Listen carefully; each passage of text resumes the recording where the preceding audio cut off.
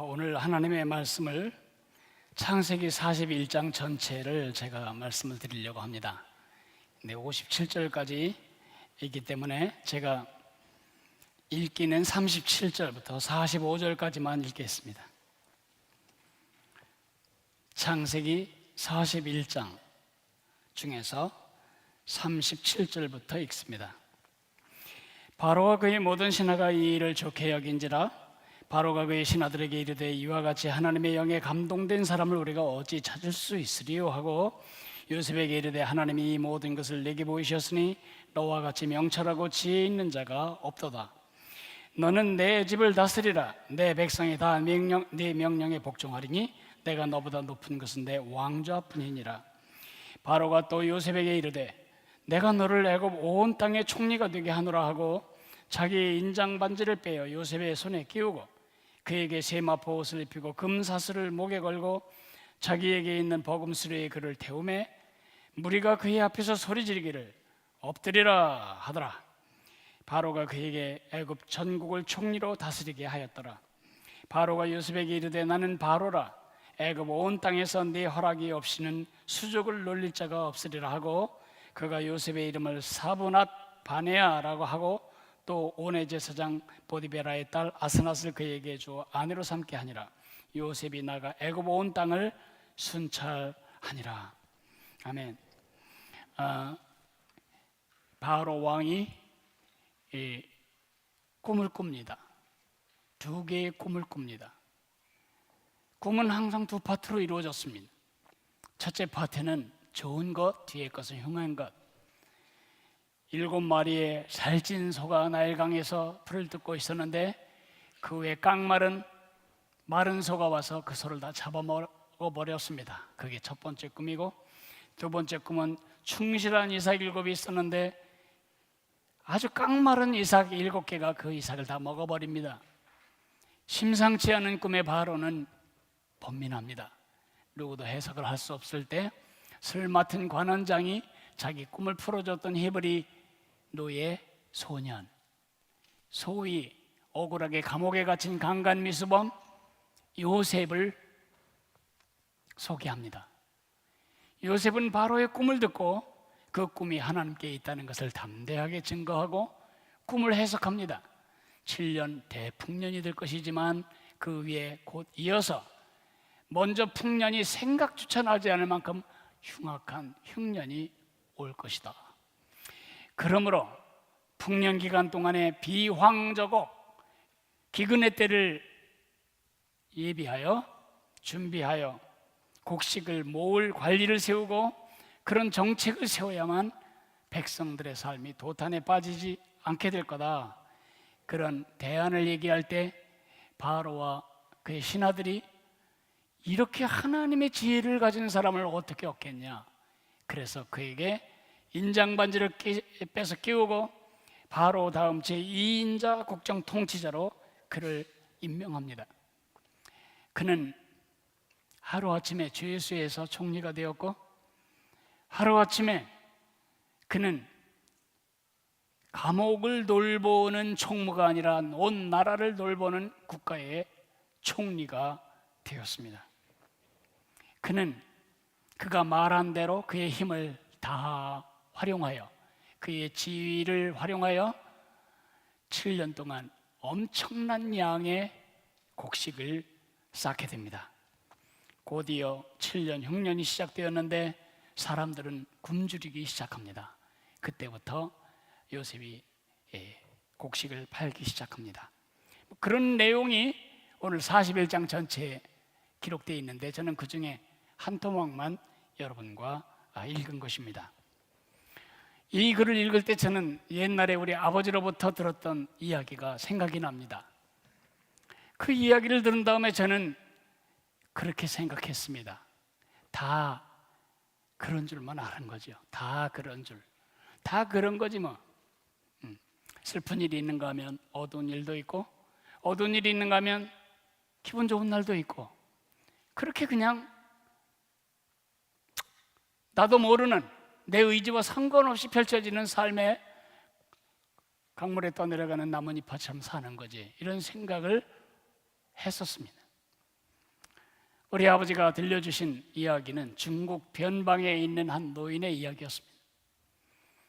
이 노인에게는 외아들이 있었고 둘째 아들처럼 생각하며 키웠던 순말이 있었습니다. 어느 날 이 순말이 여자친구가 그리워서 국경을 넘어 적국으로 가버린 것입니다. 동네 사람들이 몰려와서 위로를 합니다. 농사는 뭘로 짓지요? 밭은 어떻게 갈지요? 무거운 짐은 어떻게 나르지요? 큰일 났네요. 그럴 때 이 노인은 당황하지 않은 기색으로 이렇게 말합니다. 내일 무슨 일이 일어날지 누가 알겠어요? 이 일이 좋은 일이 될지 누가 알겠어요? 그런데 얼마 후에 그 말대로 되었습니다. 집을 나갔던 그 자기 둘째 아들 같은 말이 훨씬 멋지고 예쁜 암말 하나를 적국에서 데리고 온 것입니다. 말이 2마리가 된 것입니다. 동네 사람들이 와서 박수를 치며 축복하고 축하합니다. 정말 잘 됐네요. 기쁘시겠네요. 그는 아주 쿨한 얼굴로 말합니다. 내일 일을 누가 알겠어요? 이게 화가 될지 누가 알겠어요? 며칠 후에 그 암말을 타고 놀던 아들이 말에서 떨어지는 바람에 다리가 문지러졌습니다. 동네 사람들이 와서 또 위로합니다. 하나밖에 없는 독자가 장애인이 됐으니 어쩌죠? 이걸 어쩌죠? 노인은 슬퍼하지도 당황해하지도 않고 말합니다. 내일 이 일을 누가 알겠어요? 한 치 앞 일도 모르는 우리가 어떻게 내일 일을 알겠어요? 이 일이 오히려 복이 될지 누가 알겠어요? 그런데 복이 되었어요. 흉노족이 이 사람이 속한 진한 나라에 싸움을 걸어왔는데 동네의 모든 젊은이들이 다 쟁집되어서 군대에 나가 거의 전사를 했어요. 자기 아들은 다리를 저는 장애인이라는 이유 때문에 징집이 되지 않았고 그 마을에서 살아남은 유일한 젊은이가 되었습니다. 저는 그런 줄 알았습니다. 이 노인이 한 말을 우리 아버지가 이렇게 해석해 주셨습니다. 세상 만사 다 그런 거란다. 좋은 일이 있다고 너무 팔팔 뛰며 기분 좋아할 것도 아니고 슬픈 일이 있다고 너무 기죽을 것도 아니다. 다 운명이려니 내 팔자려니 그렇게 하고 사는 거다. 저는 그렇게 생각했습니다.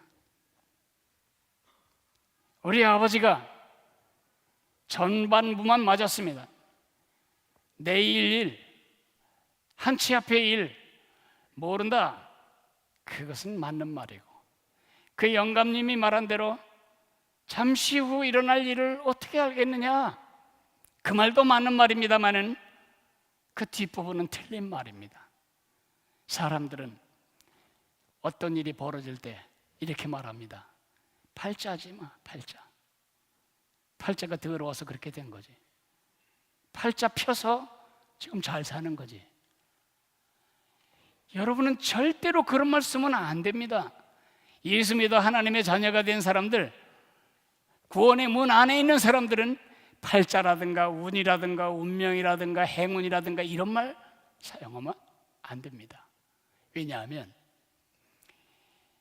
우리 아버지가 모르셨던 그 나머지, 그 영감님이 모르셨던 그 다음 대목이 뭐냐 하면 하나님의 주권이기 때문입니다. 하나님의 주권이라는 말을 여러분이 여러 번 들으셨겠지만 아주 또렷하게 정돈되지 않았다면 오늘 엄청 잘 오신 거죠. 만약에 하나님의 주권이 무엇인지 이해를 못하고 여러분의 매일의 삶과 어떻게 연결되는지 모른다면 뻔합니다. 여러분 살아가면서 조금 기분 좋은 일이 있으면 제켜지고 기분 나쁜 일이 있으면 엎어지고 상황에 따라 휘둘릴 겁니다. 혹시 내가 계획한 대로 안 되고 내가 뜻한 대로 안 돼서 성질난 사람 없나요? 화가 나고 뭐가 되는 일이 없어요. 이렇게 가슴 아리하고 가슴 치고 슬퍼하고 눈물 짓고 내 인생은 왜 이 모양인가 그렇게 절망하고 이런 적은 없나요? 그 말을 제가 성경적인 용어로 해석을 하면 이런 것입니다. 나는 하나님의 주권을 모릅니다. 그런 뜻입니다. 내 뜻대로 되는 일은 하나도 없습니다. 지금까지 없으셨죠? 기분 나쁜 소식을 전한다면 앞으로도 안 될 겁니다. 여러분의 뜻대로 안 될 겁니다. 그러면 어떡하지? 걱정하지 마세요. 하나님의 뜻대로 될 것입니다. 하나님의 주권이란 말을 제가 아주 쉽게 정의해 드리겠습니다. 하나님의 주권이란 말을 정의하면 동사로 사용되거나 명사로 사용됩니다. 하나님의 주권이란 말을 동사로 사용하면 다스리다, 통치하다, 컨트롤하다, 다스리다 그런 뜻입니다. 명사로 번역하면 왕입니다. 우리는 내가 왕이 되어 내 삶을 다스리는 내 주권 속의 삶을 살아왔지만 예수님을 믿는 다음에는 예수님을 향하여 이렇게 부릅니다. 주님, 주여. 무슨 뜻이에요? 이제는 내가 내 삶의 왕이 아니고 내 마음대로 내 삶을 다스릴 존재가 아니고 내 삶을 다스리는 나의 왕은 예수님 당신이십니다 라는 고백입니다. 하나님의 주권이란 전능의 보스가 나를 다스린다. 모든 시간, 모든 사건, 모든 때, 모든 상황에 하나님이 다스리지 못하는 영역은 단 한치도 없습니다. 그러므로 우연히 끼어들거나 행운이 끼어들거나 팔자가 끼어들 그런 건 없습니다. 그러니까 새 옹지마에 나오는 그 노인이 아주 쿨하지요.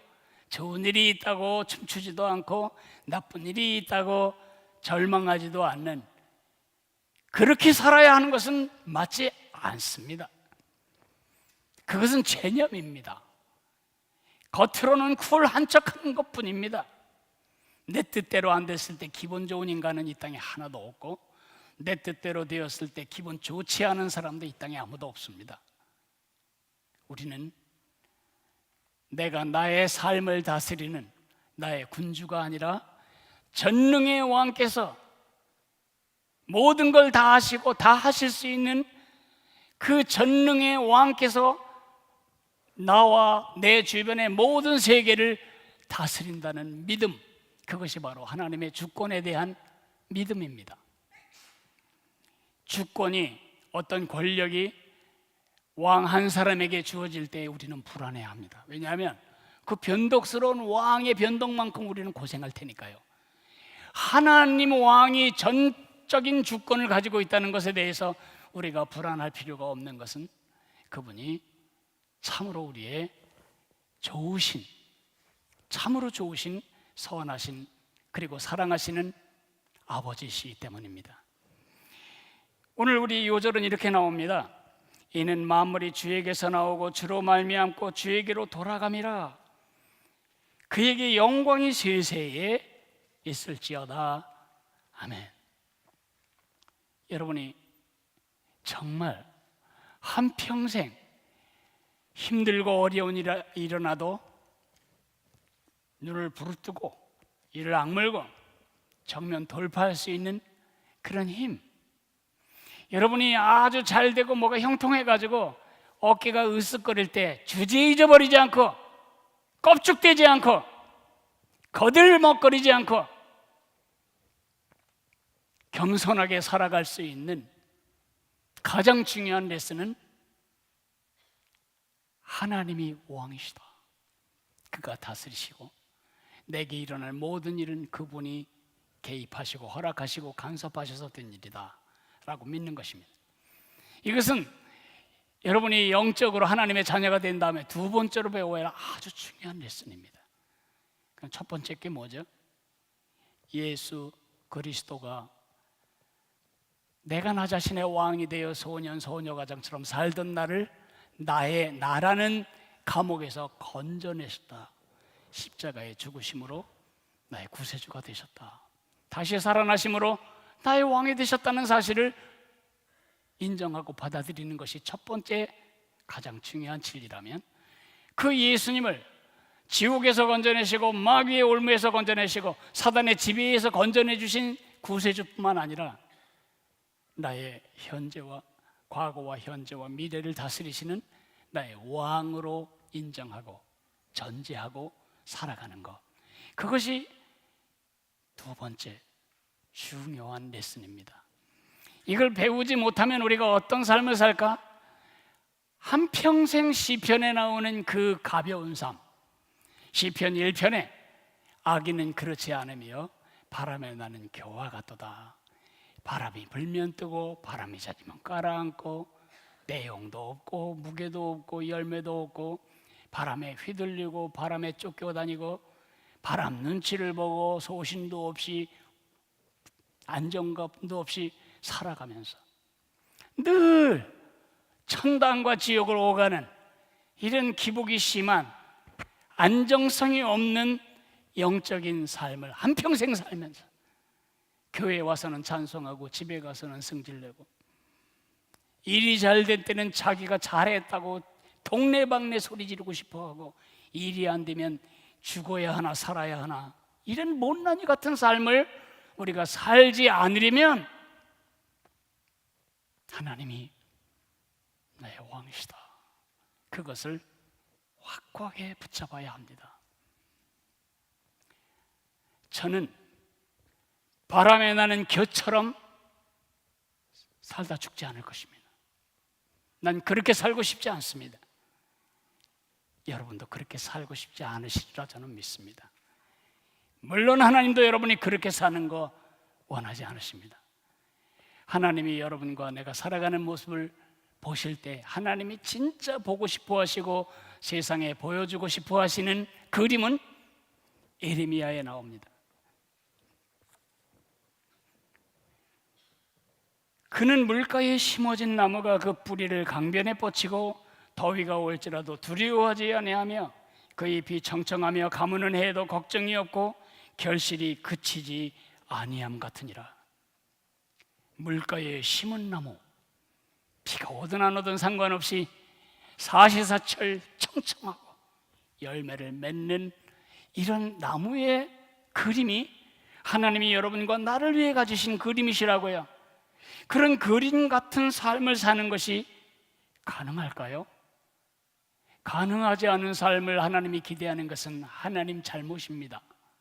가능하기 때문에 우리에게 그 그림을 주시는 겁니다. 그렇게 산 사람이 있나요? 그 사람이 바로 여러분과 제가 모델로, 롤 모델로 삼고 지금 따라가고 있는 요셉 할아버지이십니다. 41장 전체에 걸쳐서 요셉의 이야기를 여러분이 방금 전에 들으셨고 이제 집에 가서 한번 읽어보십시오만은 41장의 가장 중요한 주인공, 41장의 주인공은 바로 아닙니다. 그건 조연입니다. 술 맡은 관원장 조연입니다. 요셉 조연입니다. 주연은 누굴까요? 하나님이십니다. 그 하나님이 어떻게 그의 주권적인 통치로 요셉을 감옥에서 빼내서 총리의 자리로 세우셨는지 그 전 과정을 41장에 걸쳐서 지금 풀어놓고 있습니다. 41장의 주인공은 하나님이십니다. 요셉이 붙들고 살았던 그 상황에 어떤 상황이 됐든 절망 상황이든 축하해야 할 승리의 상황이든 요셉이 붙들고 살았던 그 삶의 주원은 하나님이십니다. 한번 백문백답을 해보겠습니다. 여러분 마음으로 대답해 보십시오. 정직하고 솔직하게 대답해 보십시오.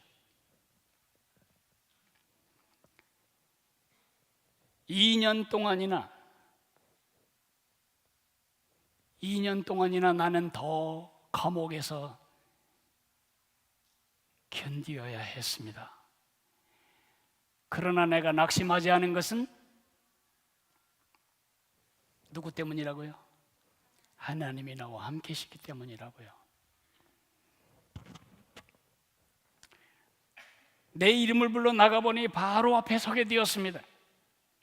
그 바로가 그 꿈을 꾸게 하신 분은 바로 하나님이십니다. 바로가 그 꿈을 꾸고 번민할 때에 그걸 해석할 수 있는 사람이 아무도 없었던 그 상황도 하나님이 하신 일입니다. 그 꿈을 들을 때 단번에 해석이 되는 지혜를 주신 분도 하나님이십니다. 단지 7년 풍년 후에 7년 흉년이 온다, 그런 의미를 해석할 뿐만 아니라 7년 흉년을 대비하기 위하여 7년 풍년 동안 해야 할 대안을, 정책 대안을 제시할 수 있는 담력과 지혜와 용기를 주신 분도 하나님. 그럴 때 전 세계의 가장 강력한 국가였던 이집트 전역을 다스리는 세계 통치자 바로가 너 나다움이다, 내 나라를 다스려다오, 그렇게 부탁할 마음을 주신 분도 하나님이십니다. 어제까지 무기수로 있던 죄인을 총리로 세우는 것에 대해 전하, 말도 안 되옵나이다 라고 반대하지 않고 고개를 끄덕이며 이 사람이야말로 총리감이다라고 모든 권력 서열에 있던 중신들이 고개를 끄덕이게 한 분도 하나님이십니다. 요셉이 총리 자리에, 제2인 자리에 올랐을 때 그 얄미웠던 보디발, 그 속상하게 만들었던 술 맡은 관원장, 그리고 지긋지긋한 3년 감옥 생활을 만들어냈던 그 여자분, 그것에 대해서 보복할 생각을 갖지 아니하고 이분들이 다 나를 오늘 여기에 세우기 위한 하나님의 악역배우였다라고 마음에 깨달음을 주시는 분, 누구? 하나님. 제가 앞으로 얼마나 더 많은 이야기를 하든지 요셉의 삶의 주원은 하나님이었고 그 삶의 전기의 주인공은 요셉이 아니라 하나님이셨습니다. 그것을 우리는 하나님의 주권이라고 부르는 것입니다. 하나님의 백성의 삶의 전제는 하나님의 주권입니다. 많은 성도들은 하나님이 주권을 가지고 계시다, 그 말을 머리 밑으로 내려오기를 거부합니다. 하나님은 주권을 가지신 온 우주의 왕이시다, 아무렴, 그건 참 바른 진리지, 머리 위에만 있기를 원하지 이 가슴에 내려오기를 원하지 않습니다. 우리가 이 가슴으로 좋아하는 교리는 하나님의 주권이 아닙니다. 하나님의 사랑입니다. 내가 실패할 때 와서 끌어안으시고 보듬으시는 그 따사로운 엄마품 같은 하나님, 내가 외로울 때 친구가 되어주시는 하나님, 내 뜻대로 되도록 나를 도와주시는 하늘의 도우미, 가사 도우미 하나님, 무거운 짐 들고 어떻게 할지 모를 때 가방을 방까지 데려다주는 벨보이 하나님, 우리가 원하는 하나님은 그 하나님입니다. 성경이 말하는 하나님은 우리의 종 노릇하는 하나님이 아닙니다. 우리의 왕 노릇하실 하나님을 성경은 우리에게 가르쳐주고 있습니다. 많은 성도들이 기도가 응답될 때 찬양합니다. 일이 잘 풀릴 때 감사합니다. 그러나 이 일이 꼬일 때 하나님 원망합니다. 일이 어려워질 때 하나님께 불평합니다. 사랑이시라며. 하나님 사랑이신 건 맞아요? 사랑이라면 나에게 이렇게 고통스러운 일을 허용하실 수가 있어요?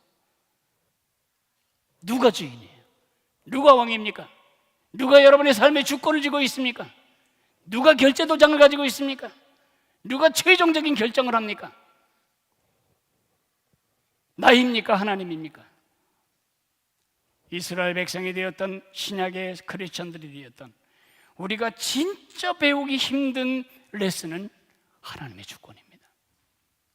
우리의 옛사람이 제일 싫어하는 진리가 하나님이 왕이시다, 싫어합니다. 우리는 내 마음대로 되기를 원합니다. 내 뜻대로 일이 펼쳐지기를 원합니다. 내 계획대로 일이 되어지기를 간절히 빌고 원합니다. 내 계획대로 안 되면 우리 성질납니다. 화납니다. 실망합니다. 그래서 여러분 뜻대로 됐나요? 여러분 뜻대로 구한 간구가 다 응답이 됐나요? 그럴 리가 있겠어요? 그럴 리가 있겠냐고요? 그러면 우리 진즉 이 땅 사람이 아닐 수도 있어요. 우리에게 최상이 무엇인지, 우리를 이 땅에 보내시고 이 땅에서 구원하신 하나님에게는 우리를 통해서만 이루실 원대하고 복된 계획이 있으세요. 그 영광스러운 계획을 위하여 그분은 주권을 내려놓지 않으십니다. 우리가 인정하지 않는다고 그분이 왕의 자리를 떠나는 것은 절대로 아닙니다. 하나님은 어떤 경우에도 탄핵당하지 아니하십니다. 하나님은 왕이십니다. 모든 상황, 모든 때, 모든 사건, 모든 사람, 모든 것을 다 다스리시는 왕이십니다. 이 주권을 믿을 때 우리는 영적 사춘기 불안정을 벗어날 수 있습니다. 영적 변덕스러움을 벗어날 수 있습니다. 감사했다가 금방 불평하고, 또 찬양했다가 금방 원망하고, 늘 가슴 쥐고, 내가 그때 그렇게 결정하지 말았어야 되는데, 내가 그 여자와 결혼하지 않았었어야 되는데, 그 남자가 꼬실 때 절대로 이해하지 않았었어야 했는데, 평생 후회하고, 어쩌다 좋은 일 있으면 그래도 어쩌다 한 번은 괜찮네. 우리가 이렇게 살아야 되겠습니까? 한평생 나를 불행케 한 원수가 누군가, 그거 탐색하고 그에게 나를 불행케 한 모든 아픔을 다 쏟아부으며 미움을 품고 원수 맺고 살아가는 것이 우리 성도의 삶이라면 이거는 하나님 백성답지 않습니다. 하나님의 주권을 믿는 사람만이 가질 수 있는 삶의 축복 5가지를 제가 아주 간결하게 얘기할 겁니다. 왜냐하면 앞으로 5주 동안 저는 요셉 할아버지 삶 속에 하나님이 맺으셨던 꿈이 참으로 어떻게 하나님을 영화롭게 하고 세상을 축복했는지를 조금 더 자세히 뜯어볼 생각이기 때문에 그렇습니다. 첫째, 위쪽으로 하나님께 영광을 돌립니다. 요셉은 세기의 제왕 바로 앞에서 내가 아니고 당신이 아니고 하나님이 꾸게 하신 꿈이고 하나님이 그 꿈의 해석을 줄 겁니다. 이 나라를 다스리는 게 당신이 아닙니다. 당신 뜻대로 흉년도 오고 풍년도 오는 게 아니고 천지를 지으신 하나님이 그 일을 하실 겁니다. 하나님이 주인이라는, 왕이라는 확신이 없다면 어디 감히 방금 전에 감옥에서 나온 죄수 형편에 세기의 제왕 앞에서 당신이 아니라고 말할 수 있을까요? 하나님께 영광 돌릴 수 있었을까요? 두 번째, 안쪽으로 영적 성숙입니다.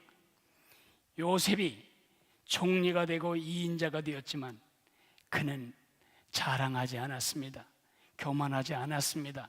많은 사람들, 많은 졸부들이 그렇듯이 그 힘에 겨워서 그 부에 겨워서 타락하지 않았습니다.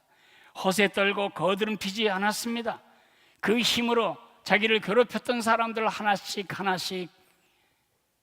정돈하지 않았습니다. 왜요? 어려울 때 나와 함께 하신 하나님이 그걸 견뎌내게 하셨고, 나를 높이 계신 분도 하나님이시라면 자랑할 것도 없고 생색낼 것도 없지. 내가 한 일이 아닌데. 그게 바로 주권이 가져다주는 인격적 영적 성숙의 모습입니다. 세 번째, 바깥쪽으로 요셉은 그에게 주어진 총리의 자리, 총리의 힘을 가지고 뭐 했습니까? 군림했습니까? 그 지위를 이용해 축제를 했습니까? 김영란법에 걸릴 일들을 주워 모았습니까?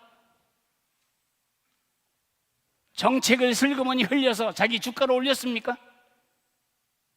그럼 그렇게 하지 않았습니다. 자기에게 주어진 모든 힘은 하나님이 하나님을 영화롭게 하고 세상을 축복하라고 주신 기회로 알고 그는 섬겼습니다. 바로를 섬겼고, 국민을 섬겼고, 나라를 섬겼고, 주변에 있는 이웃나라 사람들까지 굶어 죽지 않게 섬긴 겁니다. 섬김. 내 뒤쪽으로 요셉의 삶을 뜯어보면 누군가가 겹쳐 보입니다. 오버랩되어 보입니다. 요셉의 앞모습엔 요셉이 보이는데 요셉이 뒤를 돌아서면 거기에 우리가 사랑하는 예수님의 모습이 보입니다. 여러분의 앞모습엔 여러분이 보이겠지만 여러분 뒤엔 뭐가 보일까요? 여러분의 직장 동료는, 여러분의 동서는, 여러분의 후배는 여러분의 뒷모습에서, 뒤태에서 뭘 볼까요? 인색한, 이기적인, 말만 많은 이런 사람을 보게 될까요? 아니면 예수님을 보게 될까요? 그것이 주권을 믿는 믿음이 있어야만 맺혀지는 열매다. 하나 더, 앞으로. 내 앞으로 벌쳐진 세상 속에서 요셉은 그런 믿음을 대물림합니다. 하나님이 그에게 주신 맏아들 이름을 므낫세라고 히브리 이름을 지어주고 에브라임이라고 둘째 아들의 이름을 히브리어로 지어줍니다. 므낫세, 하나님이 있게 하셨다. 에브라임, 하나님이 열매를 많게 하셨다. 나의 고통을 잊게 하신 하나님, 나에게 지금 주신 모든 열매를 다 허용하신 분이 하나님. 아들아, 손주들아, 후손들아, 이것을 잊지 않아야 한다. 하나님이 주인이시다.